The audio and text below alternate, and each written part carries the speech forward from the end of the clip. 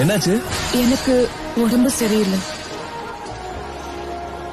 நீங்க ஒண்ணும் இல்ல, கவலைப்படாத. டாக்டர் வர வைக்கிறேன். இங்கெல்லாம் வரக்கூடாது, கிளம்பு.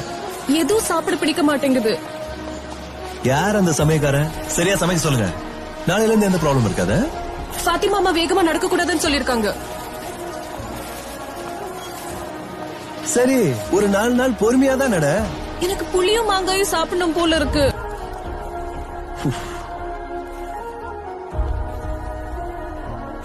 மரத்தையே புடுங்கி கொடுக்கற சாப்பிட்டுக்கிட்டு. என்னாச்சு உனக்கு? அம்மா வரப்போறாங்க.